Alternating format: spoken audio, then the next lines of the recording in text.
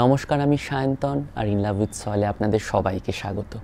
আশা করি আপনারা সবাই ভালো আছেন। আজ নতুন বছরের প্রথম দিন, আর নতুন বছরের প্রথম দিন একখানা গাছ বসাবো না, এটা কি হতে পারে বলুন তো? আজ একটা দেশি গোলাপ বসাবো, একেবারে আমাদের দেশজ ভ্যারাইটি। আপনারা প্রায় সকলেই মনে হয় এই গাছটির সঙ্গে পরিচিত, বিশেষ করে আপনারা যারা গোলাপ ভালোবাসেন তাদের কাছে অবশ্যই গাছটি পরিচিত। বিরাট বড় হয় মাটিতে বসালে।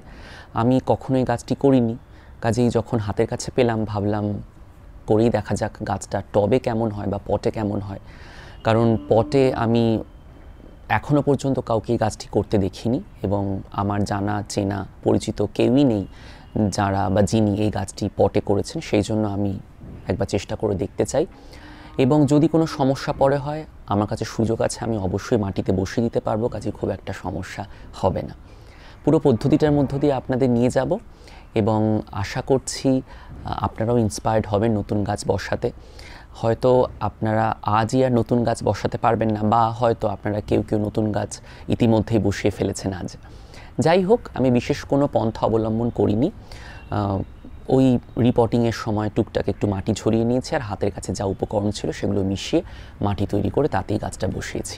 আশা করছি আপনাদের ভালো লাগবে।